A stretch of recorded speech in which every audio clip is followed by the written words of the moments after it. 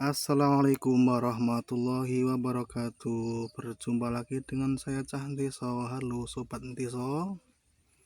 Hari ini sekitar pukul 5 sore ya. Saya habis ngarit. Dapat satu ikat. Ngarit di bawah daun jagung. Rumputnya cukup lebat ya. Tapi ya ada beberapa jenis rumput yang tidak begitu disukai sapi. Jadi ini sebagian walaupun sangat lebat ini ya, tidak saya cut semua. Ini sudah tua-tua, sudah berbunga gini. Ini sapi tidak terlalu suka, namanya kalau di sini namanya rumput wedusan ya. Ya, itu sawah. Jadi kalau orang desa itu ngarit, bonusnya pemandangan berarti asik. Kalau cuma 1-2 kali datang ke tempat seperti ini asik, tapi kalau setiap hari ya sudah biasa. Ya, hari ini saya ngarit untuk pakan ternak saya, sapi. Jadi kalau sapi itu lumayan mudah. Kenapa? Karena tidak terlalu memilih pakannya. Berbagai jenis rumput suka, cuma ada beberapa yang tidak suka. Intinya kalau untuk pakan sapi itu semua yang hijau-hijau yang suka ya, rumput-rumput yang hijau yang suka itu kasih aja, tidak apa-apa, kecuali yang beracun ya. Ada juga yang beracun tapi disukai sapi dan bisa diolah, seperti ini daun singkong. Daun singkong ini beracun, ada sianidanya, tapi bisa diolah, dikeringkan dulu sebelum dipakan, dikasihkan ke sapi ya, atau dilayukan dulu sebentar lalu dikasihkan ke sapi untuk mengurangi sianidanya, untuk mengurangi resiko keracunan. Dan juga ada juga rumput yang tidak terlalu disukai sapi, ada juga rumput yang disukai sapi tapi tidak baik untuk sapi. Bagaimana kita menyikapinya? Rumput yang disukai sapi tapi tidak baik untuk sapi. Contohnya apa? Rumput yang terlalu mengandung banyak air. Ya, kandungan airnya banyak dalam rumput itu.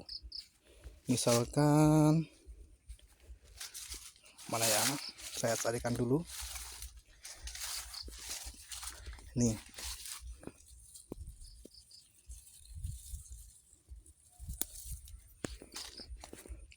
rumput ini ya, rumput ini sapi suka sekali, tapi kadar airnya di dalam rumput ini sangat banyak. Jadi kalau nanti diberi makan ini berlebihan, jadinya bisa diare sapinya, mencret. Jadi kohenya tidak solid ya, agak lembek. Itu pertama, itu rumput yang rumput yang kadar airnya banyak. Biasanya rumput yang kadar airnya banyak ini ada ada dua jenis ya, maksudnya rumput yang memang pada dasarnya kadar airnya banyak, atau juga rumput yang masih muda. Ada rumput yang masih muda itu kadar airnya banyak, tapi ketika sudah mulai tua itu mulai berkurang. Jadi kalau bisa di rate-nya ya, dipanennya ketika sudah mulai tua, jadi kadar airnya berkurang. Atau kalau yang seperti ini ya dilayukan supaya kadar airnya turun, dan jangan cuma yang seperti ini aja ya, dicampur dengan yang berserat tinggi tapi kadar airnya rendah gitu. Itu tadi rumput yang disukai sapi kurang bagus ya, kurang bagus untuk sapi tadi, yaitu rumput yang kadar airnya tinggi. Lalu ada juga rumput ada juga kapan waktu memanen rumput atau ngarit yang bagus. Biasanya itu agak siang, ketika rumput itu sudah mulai kering, atau bahasa Jawanya sat. Lek wis sukete wis sat, nah lagi dirit. biasanya seperti itu. Jadi sekitar jam 10, kalau bisa sore juga apa-apa, tapi kalau sore biasanya kan hujan. Kendalanya itu ya. Kalau rumputnya dipanen ketika pagi dan kadar airnya masih banyak ya, diangin-anginkan. Ketika sudah dibawa pulang diangin-anginkan, jadi kadar airnya akan turun juga. Ada juga rumput yang hidupnya ya, tempat hidupnya itu diselokan. Maksudnya apa nih? Seperti di parit-parit ini kan, ini rumputnya tadi lumayan lebat ini ya, tapi tidak saya red. Kenapa? Biasanya rumput yang di dekat selokan seperti ini jadi jalan untuk air mengalir dan juga banyak air yang menggenang gitu. Biasanya itu tempat untuk bertelur cacing. Jadi ketika kita red rumput yang berada di dekat parit atau di dekat air yang menggenang ya, dekat air yang menggenang itu biasanya jadi tempat untuk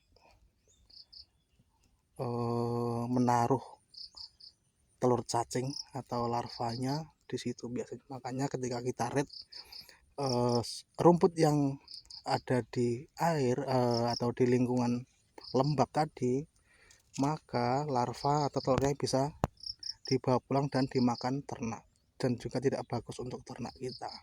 Tuh. Tadi ada rumput basah. Ketika kenapa rumput kalau basah tidak bagus, terus ini di dekat selokan juga tidak bagus, ada telur cacingnya kan gitu.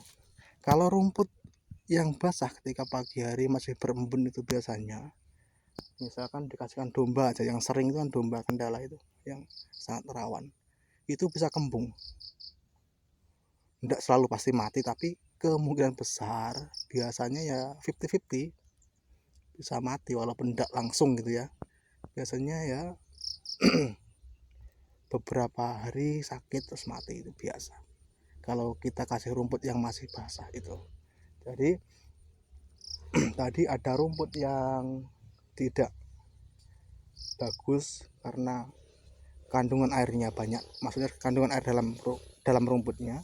Ada rumput yang tidak bagus karena ada kandungan air karena embunnya ya, dan rumput yang tidak bagus karena berada di dekat air atau air tergenang atau tempat mengalirnya air. Tidak bagus juga karena ada larva atau telur cacing, biasanya seperti itu. Jadi waktu yang bagus untuk mencari rumput itu apa? Kalau bisa nunggu rumputnya kering dulu ya, sore lebih bagus, tapi ya kendalanya panas atau hujan. Kalau sore kadang kan terlalu panas ya, atau bahkan hujan, kendalanya itu. Terus kalau bisanya pagi ya, sebelum dikasihkan ke sapi, kalau pagi kan waktunya masih lama ya, dikasihkan ke sore itu dibuka bentelannya, itu tali bentelan dibuka, terus diangin-anginkan supaya airnya turun dan menjadi tidak terlalu basah, setidaknya sudah mengurangi resiko tersebut gitu. Terus apalagi dan juga ketika ada rumput di selokan tadi, sebisa mungkin dihindari ya kan. Kalau adanya cuma itu ya enggak apa, kan tidak setiap hari nih ya, tidak setiap hari. Tadi walaupun lebat ini tidak saya red. Kenapa ya tadi? Karena di dekat selokan ini mungkin biasanya terdapat banyak larva atau telur cacing yang bisa berbahaya untuk sapi kita, seperti itu. Kok tahu? Dari mana taunya? Kalau mungkin teman-teman pernah melihat channelnya Dokter Risa ya, Dokter Risa, dokter hewan, beliau memaparkan seperti itu, dan saya cuma mengikuti saja. Karena ya selain walaupun ternak desa, selain kita itu dikasih tahu pengetahuan dari orang tua kita, pengetahuan orang Jawa titen ya, niteni, biasanya seperti ini, jadi jangan dilakukan. Biasanya seperti ini, jangan dilakukan seperti itu. Kita juga harus berwawasan atau membuka diri dengan pengetahuan yang ada, yang ilmiah. Jadi kita tidak terlalu mengandalkan insting. Kita juga tahu secara ilmiah, secara keilmuan bagaimana, ya dengan cara nonton YouTube juga bisa, ada juga baca browsing di internet juga ada kan. Sekarang kan ya lebih mudah kita untuk mencari pengetahuan. Jadi tadi saya mengarit yang di sini ya, saya lakukan deret yang sebelah atas, jauh lebih aman gitu. Mungkin cukup sekian dari saya, ada kurang lebihnya mohon maaf, dan juga semoga Anda suka dengan videonya. Jangan lupa like, subscribe, dan juga komen. Kalau ada kurang lebihnya silahkan komen di komentar, apa yang harus diperbaiki lagi, apa yang harus dibenahi lagi. Saya selalu menunggu komentar Anda. Oke, terima kasih Sobat Deso. Cukup sekian ya. Wassalamualaikum warahmatullahi wabarakatuh.